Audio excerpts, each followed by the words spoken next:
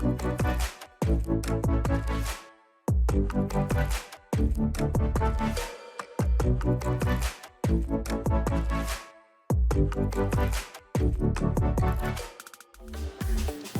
pessoal, muito legal estar aqui hoje. Boa tarde para todo mundo. Estou aqui muito feliz. Meu nome é Rodrigo Tremante, eu estou como CFO e sócio da SkyOne e tenho aqui junto o prazer de ter aqui a Andrea, João e Renan para a gente falar um pouco de pessoas, falar de recursos humanos, falar de diversidade. Eu estava aqui olhando o tempo que a gente tem para conversar aqui um pouco sobre esses temas que são muito importantes. E estou triste que a gente tem pouco tempo, com tanto valor aqui com meus amigos, com meus colegas. E de antemão agradecer a você, João, Andréia, Renan, por estarem aqui hoje, poder contar um pouquinho, compartilhar um pouco da experiência de vocês, né, com o pessoal aqui. Bom, antes da gente começar a bater um papo, eu queria pedir para que cada um de vocês, Andréia, por favor, que você pudesse se apresentar um pouquinho para o nosso público aqui. Olá, boa tarde a todos. Eu sou Andrea Manzano, de formação administradora de empresas e economista. Fui CEO de 4 grandes empresas. Hoje eu sou conselheira de empresas, investidora em startup. Sou fundadora do maior grupo de conselheiras do Brasil. Hoje somos mais de 1.300 conselheiras no grupo. E sou mentora do G10 Favelas e de 120 moças da favela Paraisópolis. Muito legal, muito bacana. Renan. Renan, por favor. Legal, prazer estar aqui, obrigado, Rodrigo. Meu nome é Renan Nishimoto, eu atualmente sou fundador e CEO da Miner, uma startup com foco em People Analytics, startup, tecnologia, ciência de dados para recursos humanos. Tenho a graduação em Engenharia Civil pela Universidade Estadual Paulista e também já tive aí 5 anos dedicado para uma carreira aí envolvido com o empreendedorismo da juventude brasileira aí no nosso país nos últimos anos também, antes de começar a carreira empreendendo. Muito obrigado, Renan. Muito bacana. Obrigado, Tremante, aí pelo convite. Parabéns pela iniciativa, né? Obrigado a SkyOne também pela oportunidade. Eu sou o João Márcio Souza, sócio fundador e investidor do Grupo Talances, uma carreira de 26 anos aí já trabalhando, né? Com uma formação em economia, pós em finanças. Eu passei inicialmente por banco, no início da minha carreira, banco de private banking, na verdade. Depois eu fui para a área de bens de consumo, né? Área de finanças. E aí me juntei ao mundo de Executive Search, um economista que migrou para a área de RH já há 22 anos. Fui fundador de 2 grandes multinacionais aqui no Brasil, 2 grandes marcas inglesas do setor. E há 10 anos, então, fundei o Talances Group com alguns sócios, né? E desde então a gente tem desenvolvido um grande ecossistema que nós chamamos aqui de soluções em capital humano, né? Meu papel no grupo é liderar a Talances Executive, que é o nosso business voltado para top management, C-level posições em conselho em diversos segmentos de indústria. Então, esse é um pouco do meu papel, vamos falar um pouquinho mais sobre isso aqui. Bacana, João, muito obrigado. Bom, você já sentiu o conteúdo riquíssimo que a gente vai ter aqui, né? Então vai ser um prazer, eu não vou aqui me delongar, perder tempo, quero muito ouvir aqui meus colegas. Eu vou começar com você, João, por favor. Eu queria que você contasse para a gente aqui, eu estou também ansioso para saber como é que está o mercado de trabalho no Brasil hoje em dia, o que você está vendo, né, pós-pandemia, né, esse mundo que a gente está hoje, o que você tem para nos dizer, né, você que é um cara bem experimentado, com muito network, muito conhecimento, né, para a gente, o que você pode dividir para a gente desse mercado de trabalho brasileiro atualmente? Bom, a pergunta é muito boa, Tremante. Ela é uma pergunta que eu escuto há 22 anos já, né? Então, é uma pergunta que vem de candidatos, vem de amigos, vem de clientes, né? E ela vem sempre. Na verdade, é uma pergunta muito aberta, ela tem diversas dimensões que a gente pode explorar aqui, né? Acho que é importante dar um passo atrás e contextualizar quando a gente fala como é que está o mercado, né? Porque são muitas as variáveis que impactam nessa pergunta, né? Eu acho que tem uma primeira variável que é a questão hoje global, né? Então, todo e qualquer evento, qualquer conjuntura que exista fora do Brasil tem um impacto direto, né? Hoje, globalmente falando, em qualquer economia regional, né? Então, se você olhar mais recentemente, a gente vem de uma pandemia, nós estamos nos encontrando com a verdade dessa pandemia agora, né? As consequências disso. A gente achou que a pandemia fosse uma crise, né? A gente achou que era a maior crise que a gente pudesse enfrentar aqui. Pior que isso, só uma guerra, e a guerra chegou, né? E agora veio uma segunda, né, para completar aí vamos dizer, o maior contexto aí de mercado. Então você tem consequências como uma inflação super resiliente, que acabou sendo aí a consequência dessa pandemia que a gente está enfrentando, né? E tudo isso é importante, além de outras variáveis, aí, enfim, como regulatórias, fiscais, de confiança do investidor, tudo isso impacta diretamente na vontade do investidor em realmente colocar os planos à frente, né? E, consequentemente, as empresas também contratarem ou não colocando os seus planos à frente também, né? Então, essa questão macroeconômica é muito importante você entender o que é que acontece lá fora e qual é o impacto doméstico disso, né? No Brasil, para somar, a gente teve uma mudança de governo recente, então esse é um ano de acomodação dessa nova orientação de país, de plano econômico, etc. Então, tudo isso impactou diretamente na cabeça do investidor, do private equity, do CEO da companhia. Então, você tem um ano que é de acomodação e de bastante cautela, eu diria, tá? Então, a palavra que descreveria melhor o momento de mercado agora, eu diria que é altíssima volatilidade, bastante incerteza ainda, né? E muita paciência, eu diria, para esperar, né, como é que as coisas vão desdobrar e o que vai acontecer. O que eu tenho de informações de mercado é que a recuperação, por exemplo, de Brasil acontecerá mais para Q2, Q3 do próximo ano, né?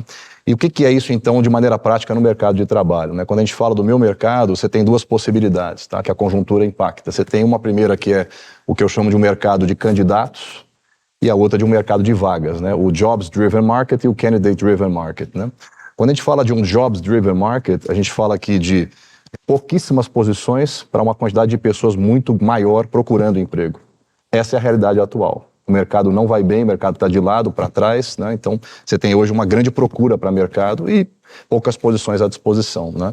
E aí você tem a outra frente, que foi o Brasil de 2010, a 7 de PIB, né? Que era um mercado de candidato. Você tinha muita vaga disponível, né? E o talento sendo disputado por várias empresas, aí você tem consequências várias, como inflação de salário, né? A disputa pelo talento, né? Então, esses são os dois possíveis mercados. O ideal é que a gente tenha aqui um equilíbrio, né, desses dois mercados, e a gente consiga ter aí, como o Brasil ele é multissetorial, muita assimetria atrapalha também, né? Então, a gente tem que ter um equilíbrio maior aí na questão de mercado de trabalho.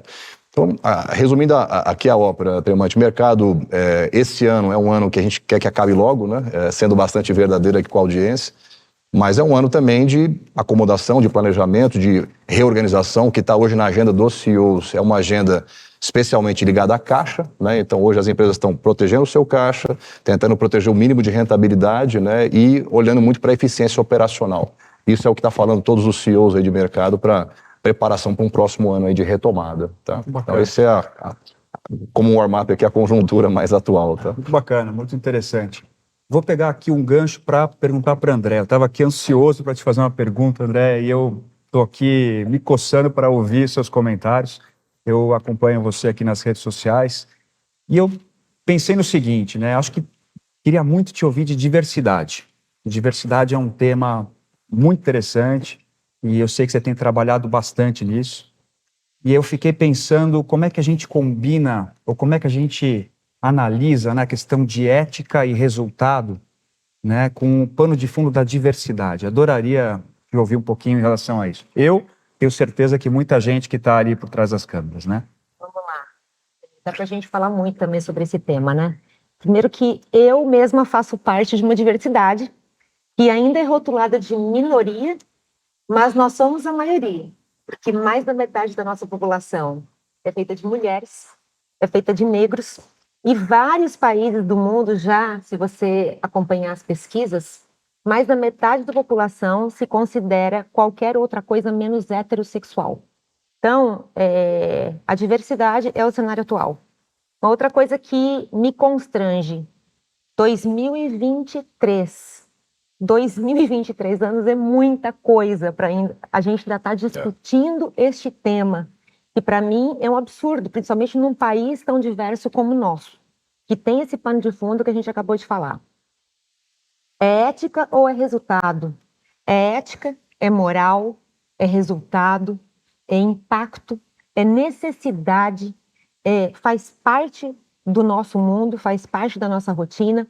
Quando a gente olha para os lados, a gente vê muito mais diversidade do que a gente vê homens brancos engravatados. Essa era a realidade quando eu comecei a minha carreira, há quase 40 anos. Comecei no mundo de hardware, chão de fábrica de hardware, depois passei para software, serviço, telecom. Fui CEO 4 vezes e eu sempre tive em mente que tipo de líder que eu gostaria de ter, o que eu gostaria de ver no dia que eu tivesse uma posição de liderança. E eu sempre trabalhei para isso nas minhas posições. Então, quando eu penso em diversidade, eu penso em equidade, eu penso em inclusão. Me constrange mais ainda de pensar que na velocidade que nós estamos ainda vai demorar 130 anos aqui no Brasil para a gente ter essa equidade e essa inclusão. Totalmente absurdo. Por que é uma questão de ética? Uma questão de ética, uma questão de moral, porque mais da metade da população também é esse contexto. Mais da metade da população mundial, ela é diversa, né? É uma questão de respeito, é uma questão de considerar quem são as pessoas que convivem com você. Eu também gosto sempre de falar que eu vivo neste mundo diverso, primeiro porque eu sou mulher, segunda que eu vivo em projetos sociais em que eu vejo a maioria das pessoas que me cercam, que buscam oportunidade, né? E uma questão de resultado, por quê? Gente, obviamente que um grupo diverso, com ideias diferentes, um mundo de criatividade, pessoas contribuindo de maneiras diferentes, você tem um resultado muito mais espetacular. Eu sempre acho que um mundo corporativo em que todos são iguais, para mim ele é muito chato, ele é muito monótono, né? Eu sou uma pessoa que eu gosto de ser questionada, eu gosto de aproveitar as ideias e eu acho que nada mais do que esse mundo diverso. Outro ponto importante que as empresas têm que considerar: 90% das decisões de compras de uma família é feito por mulheres. Então, eu sou uma pessoa que eu só consumo produtos se eu sei que naquela empresa realmente existem mulheres no C-Level. Se for uma presidente de empresa, melhor ainda, mas tudo isso tem que estar na cabeça hoje do mundo corporativo, porque quem é o seu público? Para quem que você vende? Né? As pessoas não são clientes de empresas, são clientes de pessoas, são pessoas se comunicando com pessoas. Então, novamente, 2023 é absurdo que a gente passou 2023 anos e a gente continua falando das mesmas coisas. Muito legal. Não, impressionante. Realmente é isso mesmo, André. Renan, você aí é o mago dos dados, né? Estou sabendo que você gerencia dados como ninguém. E eu acho que a questão da inteligência artificial, né, pessoal? A gente tem falado tanto, está tanto aí na moda. Como é que a gente linka os dois temas, né? A questão de gestão de pessoas, né, na luz da inteligência artificial, na análise de dados, né? Como é que a inteligência artificial ajuda, né, nessa parte de gestão de pessoas? Se você também tiver um case ou alguma coisa que possa dar um pouco mais de materialidade para a gente, seria super legal. Perfeito, Rodrigo. Legal. Quando a gente fala de dados e de inteligência artificial, tecnologia aplicado para o tema de gestão de pessoas, eu vejo muito como um tema transversal às outras tendências, como a que foi postas também, né? A gente tem aplicações para justamente potencializar a diversidade e inclusão nas organizações. A gente tem aplicações também para você conseguir casar melhor a oferta e demanda de mão de obra também, como foi colocado pelo João. E a gente tem isso como forma transversal e colaborando para essa potência, para a potencialização desses temas, né? A gente tem, durante esses 4 anos que a gente tem empreendido a Miner, né, levando esse desafio de transformação por meio de dados, tecnologia, em áreas normalmente de RH, de recursos humanos, a gente primeiro precisa vencer uma barreira inicial, que é uma barreira ali de como que você faz com que esse tema de dados se converse com temas de pessoas, né? Que em certo momento é visto como antônimos. Mas, bem como foi colocado aqui, né, pela Andréa, a gente sabe que no final do dia são pessoas por trás dos números. E a forma como a gente gosta de trabalhar e enxergar isso é justamente entendendo que quando você tem uma empresa de 10, 20, 50 colaboradores, você consegue conhecer as pessoas pelo nome, saber o que ela está passando, trocar um papo de corredor e tomar uma ação que sirva para ela. Quando você está falando de organizações de 1.000, 2.000, 10.000, 50.000 pessoas, você não consegue conhecer o indivíduo na ponta. Então, o dado, muitas vezes, ele vem para que você consiga diagnosticar de forma individual a necessidade dos colaboradores e não tomar decisões e políticas estruturais gerais, generalizadas, que não necessariamente servem para todas as pessoas. E aí entra também conceitos de inclusão, de diversidade. Uma das aplicações que a gente tem estudado muito e trazido para as nossas soluções de tecnologia é o conceito de ONA, que a gente chama, que é Organizational Network Analysis, que serve para justamente a gente mapear o nível de interação entre as pessoas, traquear rastros digitais mesmo nesse mundo remoto. Então, qual que é a frequência que o João conversa com o Rodrigo?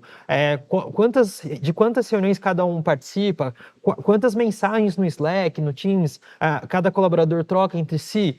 Com base nesses rastros, você consegue montar um mapa para identificar se tem colaboradores sendo excluídos dessa rede de comunicação. Então, aqui a gente está falando não só de diversidade, de mensurar percentual de cada tipo de grupo étnico, racial, de gênero, de orientação sexual e tudo mais dentro da organização, mas saber como essas pessoas estão sendo incluídas no dia a dia. Então, é uma aplicação da tecnologia trazendo mais inclusão. Uma outra aplicação que a gente tem trabalhado é justamente nesse cenário macroeconômico, citado também pelo João, o Brasil é um dos principais países quando a gente fala de taxas de rotatividade nas empresas, né? O brasileiro ele fica pouco na mesma função, na mesma empresa e tem as maiores taxas de rotatividade. A gente tem aplicado machine learning para justamente, com base no histórico de dados do colaborador, prever quais são as alavancas de desengajamento e calcular o risco de um determinado colaborador pedir desligamento na organização. Para que a gente faz isso? Porque a gente consegue avisar o gestor de, esse colaborador não está satisfeito com esses pontos, o risco dele de saída está em tantos %. E aí, com isso, a gente consegue munir as lideranças de mais dados, mais informações, para que eles tomem ações mais direcionadas, mais assertivas. E aí, com isso, a gente tem cases que a gente já reduziu 70% do turnover, por exemplo, de operações de vendas porta a porta, com modelos de predição de turnover, melhorando, consequentemente, a experiência do colaborador. Então, aqui alguns exemplos só de aplicação de IA, de machine learning, que a gente vê muito, se popularizou pelo ChatGPT, por algumas aplicações, mas quando a gente traz aqui e sedimenta de forma um pouco mais concreta para a gestão de pessoas, tem muita coisa legal acontecendo e é um pouco da nossa missão hoje levar isso para frente. Muito interessante. O céu é o limite aqui, hein, Renan? Caramba, muito legal mesmo. Não sabia de muita coisa que você comentou. Eu acho que a boa notícia, viu, Tremante, só para comentar sobre o que a Andrea trouxe e o Renan, os dois temas estão andando e andando forte. Quando se fala de DEI, né, de Diversity, Equity and Inclusion, e a questão de HR Analytics, isso já não é mais tabu, já está sendo realmente uma área de discussão e forte investimento nas empresas. Tá? Legal, é uma realidade. É uma realidade sem volta. Exatamente. A partir do momento também da contratação, né? De quando Exatamente. você busca os talentos no mercado, né? Acho que a ajuda da inteligência artificial, que tem muita gente que pensa que é contra, né? Mas a inteligência artificial, na minha opinião, ela tem que ser seu melhor amigo, porque não tem volta, né? Você se une, né? Não tem volta. E a partir do momento que não tem volta, o que a gente faz para tirar o melhor proveito disso, né? Como é que você faz um processo de seleção de profissional, considerando toda essa diversidade, tirando o maior proveito disso, né? Através da inteligência artificial. Muito legal. Vou pegar esse gancho aqui, eu queria pegar você aqui, João, sua experiência. Um pouco dessa questão da rotatividade, como o Renan colocou aqui, né? E também pegando um pouco do comentário da Andrea, de você identificar talentos, e também a questão de retenção de talentos, né? Como que as empresas, o C-Level, têm feito. Conta um pouco para a gente como é que você vê essa questão de rotatividade, seleção de talento e também retenção de talentos nas grandes corporações. O que você está vendo? Olha, a gente, de novo, vou me repetir na primeira fala que eu fiz aqui, tudo depende de contexto. Né? Quando se fala de um management mode, que está acontecendo hoje, que é o cash e o profit protection mode, ou seja, as empresas estão em posição de defesa, de perpetuação dos seus negócios, é uma agenda que está completamente contrária à contratação de pessoas. Então, o foco do Headhunter hoje, por exemplo, é succession planning, é org design, por exemplo, a questão de analytics, né? É diversidade e inclusão, é desenvolvimento de executivos, liderança mesmo, né? Você desenvolver a liderança. Então você vai tirando uma foto e vai ganhando eficiência, né? O que existe de recrutamento hoje, a natureza disso é substituição ou por performance, né? Ou porque não tem o readiness, né? Não tem aquela sucessão que não foi preparada. Então, quando se fala de atração e retenção, depende muito da conjuntura lá fora. O mercado está comprador, o RH tem dinheiro, as coisas acontecem. Acontece DHO, acontece Talent Acquisition, tem atratividade em estratégias de remuneração. O mercado está recessivo, não tem dinheiro para o RH, ele com criatividade tem que conseguir segurar esses talentos, né? Então você fala aqui de uma agenda completamente diferente, né? Eu acho que do ponto de vista do empregador é isso, né? Essa é a análise que eu faria muito a grosso modo. Do ponto de vista do candidato, eu diria que a atração tem 4 pilares, né? Você fala de clima, cultura, valores. Se essa empresa se conecta com o meu propósito, então eu tenho interesse nessa marca empregadora. Se essa empresa tem perspectiva de crescimento, então eu consigo me enxergar daqui a 3, 5 anos num outro lugar da minha carreira melhor, e aí em vários aspectos, né? É um segundo pilar. Quando se fala de remuneração ou a estratégia de total rewards, né? É também um componente, mas não é o mais importante sempre, depende muito do nível que você analisa, né? E obviamente liderança direta. Né? Então você tem que ter ali alguém que inspire e você fala, bom, eu quero trabalhar com essa pessoa, né? A retenção, que é o 5º pilar, depende da combinação dessas 4 e não faltar nenhuma, e o legado que você já construiu. Então, se você tem um legado que você fala, bom, isso aqui tem valor, e para trocar isso aqui que eu construí com essas pessoas, precisa ser algo muito mais relevante do que eu tenho ainda hoje, né? Então, isso a combinação disso é o pilar de retenção que eu diria mais clássico, né? Faltaram 2 pilares, é uma questão de tempo até que você vai buscar mercado. Perfeito. Né? Vai ser numa análise de atração Muito e bom. retenção muito rápida e objetiva, é isso que eu teria para dizer. Boa aula, muito bom. E aí, André, eu tenho um monte de perguntas para você aqui, mas eu vou pensar uma que eu acho que pode ser super interessante, pode ser curiosidade daí do nosso público aqui, né? Como é que a gente faz para equilibrar, né, o papel do agente de mudança com o impacto pessoal causado por determinadas situações delicadas? Olha, situação delicada é algo que eu convivo desde o começo da minha carreira, né? Primeiro porque eu convivi durante muitos anos num ambiente absolutamente machista, que é o ambiente de tecnologia. Ainda hoje, poucas mulheres trabalham no mercado de tecnologia. Ainda é um ambiente muito masculino. Situações delicadas, eu acho que a gente vive até hoje, quando uma mulher entra num ambiente totalmente masculino e as cabeças se voltam e falam assim, uau, apesar de ser mulher, ela é CEO, né? Então não é apesar de ser mulher, né? E eu, ao mesmo tempo, tenho um orgulho muito grande que eu puxei uma corda para a nova geração que está começando agora, né? E eu gostaria muito que esses temas não fossem mais discutidos, né? A mulher que pensa que ela não sofre discriminação, ainda, ela está muito enganada, porque a gente ainda sofre, e de diversas maneiras. A gente, apesar de muitas empresas terem cota, políticas para a contratação de mulher, para a contratação de negros, para ter a diversidade, e eu não sou contra cotas, eu acho que a cota ela pode ser extremamente benéfica, porque foi assim que os Estados Unidos chegou onde chegou hoje, e que esse assunto quase não é mais discutido. Então, por esses e outros motivos, eu sou a favor de cota, né? Mas eu acho também que, assim como eu que sou mulher, e eu sempre digo que só eu, mulher, sei como se sente uma mulher, né? Assim como somente uma pessoa negra sabe como uma pessoa negra se sente. E aquela famosa pergunta que a gente se faz, nos ambientes que você vive, os negros estão se divertindo ou eles estão trabalhando? Né? É muito válido, porque é extremamente constrangedor. Para mim, como líder, é extremamente constrangedor a gente ter que discutir esses temas. Eu nasci de uma mulher, tenho uma filha mulher, né?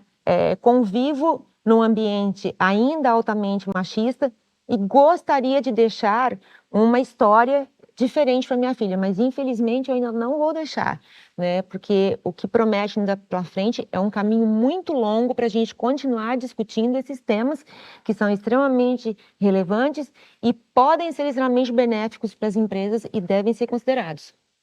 Muito bom, muito interessante, muito legal. Obrigado, André. Renan, eu estava pensando aqui, pós-pandemia a gente vive num mundo híbrido, né? A gente, juntando com essa tecnicidade toda de dados, inteligência, está falando, é possível, é factual essa questão das pessoas monitorarem essa questão do híbrido, né, do remoto, a performance, né, para se aplicar a meritocracia, né, com um pouco que o João estava tocando. Como é que a gente combina isso tudo? E isso é real, quer dizer, as pessoas mensuram essas coisas com dados, com inteligência artificial, tocando nesse híbrido. Como é que você vê isso? Até onde você acha que vai né, a gestão de pessoas com toda esse aparato por detrás, assim, né? Porque eu estou vendo que foi muito além do que eu imaginava, né, particularmente. Perfeito. Acho que esse novo contexto, né, pós-pandemia, ele só acelerou um processo que já vinha acontecendo, né, que era um processo de você ter mais flexibilidade na rotina de trabalho, nas ferramentas de trabalho, um modus operandi de menos controle e mais relações de confiança, né, e construção de cultura e fortalecimento desses outros fatores que é um processo que vem acontecendo. No período ali da Revolução Industrial, controle excessivo sobre todas as operações, processos, sobre o colaborador. Agora você já vê um outro ambiente, né, de trabalho que não tem aquela necessidade da produtividade mensurado na peça, é muito mais um entregável, às vezes intangível, criatividade, inovação, e que você não consegue mensurar da mesma forma como você mensurava antes. Então, a gente, lógico, né, olha para trás e tenta replicar as práticas que funcionaram no passado, mas num contexto diferente não tem funcionado. Então, essa mudança foi natural. Então, eu acho que, assim, existem duas perspectivas dessa tua pergunta. Uma perspectiva que eu acho que força as lideranças e as organizações a aprenderem a trabalhar num ambiente de menos comando e controle, mais confiança, inspiração, estímulo, que é um outro modo de trabalho. Então, isso as organizações estão tendo que se adaptar para conseguir fazer. E a outra perspectiva que eu queria comentar é que no âmbito digital te permite justamente traquear e mensurar muito mais dados, ter o seu dado a favor, né? Porque nessas trocas de corredor, como acontece, o cafezinho aqui e ali, você perde muita informação, não fica gravado num lugar. Hoje, com as tecnologias, a comunicação assíncrona se tornando muito mais relevante também, você consegue ter isso mapeado. E para mim, né, e para o meu negócio, que vem de um business de analytics, quanto mais dados, assim, não necessariamente melhor, porque depende da qualidade do dado, mas eu tenho mais possibilidade de análise. O João estava comentando sobre 4 pilares, né, João? Você comentou sobre retenção. A gente abre esses pilares, quando a gente fala de análise de retenção, para chegar ali no detalhe do detalhe. Então, quando a gente fala de engajamento, tem vários tipos de engajamento. Quando a gente fala de cultura, tem vários aspectos de cultura. Nesses modelos que a gente trabalha de predição de turnover, a gente consegue olhar, assim, a companhia que a gente olhou mais variável, a gente olhou 850 variáveis diferentes de hipóteses que poderiam estar correlacionadas ou não com o risco do pedido de desligamento dos colaboradores. Isso só foi permitido por conta do digital também, né? Então, esse próximo salto do People Analytics que as aplicações de inteligência artificial já estão dando, tem tudo a ver com a digitalização, tem tudo a ver com o comportamento digital dos colaboradores, das lideranças, dos profissionais no seu dia a dia de trabalho. Então, faz todo sentido a tua pergunta e eu vejo nessas duas perspectivas, né? Possibilita muita coisa de um lado e exige que as lideranças, que as organizações saibam trabalhar num ambiente de menos controle físico, presença ali, né, síncrona e tudo mais, e mais essa flexibilidade que o digital permite. Legal, muito legal. Bom, João, Eu ia só completar uma fala por favor. em relação à questão de trabalho híbrido. Ele comentou coisas bem importantes aqui, né? Eu acho que a melhor combinação que pode existir é gestão com dados, né? Management com dados, né? Se o gestor tiver dados confiáveis, bem estruturados, ele toma boas decisões. 800 motivos aí de desligamento, pouco, né? Porque cada ser humano é único, né? Então você tem necessidades humanas muito pontuais, né? Sim. Mas até para você saber, tem um pessoal chamado Gartner, não sei se você já ouviu falar, Claro. que estuda a nossa indústria, estuda a prática de recursos humanos, né? E eles comentam que mais de 60% dos CEOs, por exemplo, estudo global, estudo até doméstico, né, Brasil, no Brasil 63% aproximadamente querem o trabalho presencial de volta, 100%. Então, na verdade, nós estamos chegando um pouco, né, na hora dessa verdade. O que vai ser isso? Vai ser 70-30, 80-20? Eu acho que é uma questão de flexibilidade, né, e não mais de imposição. Só que quando você considera que você tem um choque geracional trabalhando juntos aqui, nem todo mundo dessa base que está subindo foi alfabetizado para o mundo corporativo como ele existe até hoje. Sim. Os comandantes são os mesmos, porque passaram por pandemia, mas o CEO não trocou. A mentalidade também tem lá uma saudade do comando e controle. Como é que você também equaliza isso? A discussão está fervendo na mesa, essa questão de híbrido remoto. O Gartner está estudando isso, né? O que está na mesa do RH está exatamente nessa direção. Tem um conflito acontecendo, né? Para acomodar essas duas vontades aqui. Então, eu acho que é um insumo aí para a gente acompanhar daqui a 6, 9 meses como é que vai ser essa verdade afinal, né? Por aí que eu estou mais ou menos monitorando aí essa questão. E na minha empresa também, eu tenho quase 300 colaboradores e eu tenho do jovem aprendiz ao diretor de 58 anos de idade. Como é que eu acomodo as 800 vontades aí, né, que o Renan colocou? Né? Difícil, né? E essa questão que você trouxe, João, também, só queria Claro, meter fica à em cima, vontade. Né? por exemplo, foi uma das hipóteses que a gente avaliou num dos clientes nossos sobre será que o conflito geracional é um dos atritos que existem e que motivam muitas vezes a saída do colaborador? Como que a gente fez a análise dessa hipótese? A gente verificou a diferença de idade das gerações ali dos colaboradores com as suas lideranças e olhando para o histórico da empresa, de todas as pessoas que tinham pedido desligamento, a gente comparou as estatísticas. Então, e a gente chegou nessa conclusão olhando estatística, né? Correlação não necessariamente infere causalidade, mas nesse caso a gente comprovou essa hipótese, vendo que quanto maior era a distância, a diferença de idade entre líder e liderado, maior era a probabilidade de saída quando a gente olhava para o histórico do que tinha acontecido.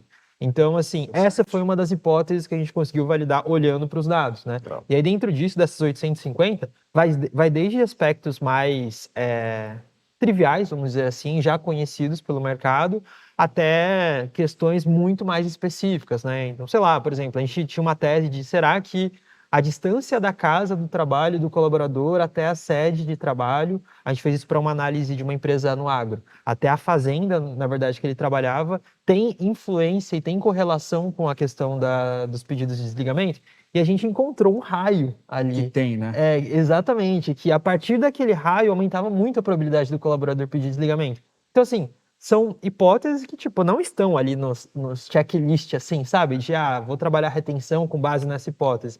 Mas o mundo de dados te permite fazer essas perguntas, então... Muito legal sair do empírico para o factual, né? Quer dizer, como é que a gente tem embasamentos reais, né, para tomar decisão, fatos e dados, né? Muito legal. E eles colocaram mais um ingrediente aí, né, na diversidade, né, que é o etarismo, né? Isso. Exatamente. Então, Bem colocado, André. vou trabalhar com gente muito mais velha, né, da geração, ou vou pensar só no pessoal mais novo que está entrando agora, e eu acredito também que tem que ter esse equilíbrio, né? A gente nunca teve tanta gente diferente, de idade diferente, de gerações diferentes, com pensamentos diferentes, convivendo, né, nesse mundo tão moderno, né? Zé Guanais escreveu um artigo agora, acho que no Valor, falando exatamente sobre isso, do respeito aos mais velhos, mas também da responsabilidade dos mais velhos de alfabetizar a base que está subindo, Claro. né? Porque a grande reclamação dos jovens que estão indo para o mercado de trabalho é a falta de proximidade, de mentoria mesmo, né? Exatamente. Isso é nítido, né? Assim, dá para falar sobre isso uma tarde inteira aqui. Não, Nós uma estamos delícia aqui o papo, né? uma pressão de Pena tempo ter aqui. esse tempo tão curto. André, queria fazer a última pergunta para você. Estamos no caminho certo? Como é que você vê o que mais que a gente poderia fazer? Ou estamos no caminho certo para essas questões que são muito importantes para a nossa sociedade? O que você tem a dizer aí para a gente? Eu acho que, infelizmente, poucos estão no caminho certo. E a minha mensagem para quem está assistindo a gente hoje é a seguinte: eu fui impulsionada na minha carreira por grandes homens. E hoje eu fico procurando onde estão esses grandes homens, né? Porque eu sempre falo, o homem se encontra no campo de golfe, em 5 minutos se torna o melhor amigo. E acaba sempre impulsionando um outro homem, né? Então, assim, homem branco que está assistindo, pensa nisso, né? Pensa que a diversidade é importante. Pensa num ambiente diverso, porque assim, você só tem vantagem, né? E hoje... eu acho que é cada vez mais constrangedor e feio mesmo a gente ter que tocar nesse assunto, né? De ver um ambiente em que eu fui recentemente, por exemplo, num evento, 95% do auditório eram de homens brancos engravatados, né? Então, vamos considerar essa diversidade porque ela é rica e ela traz riqueza.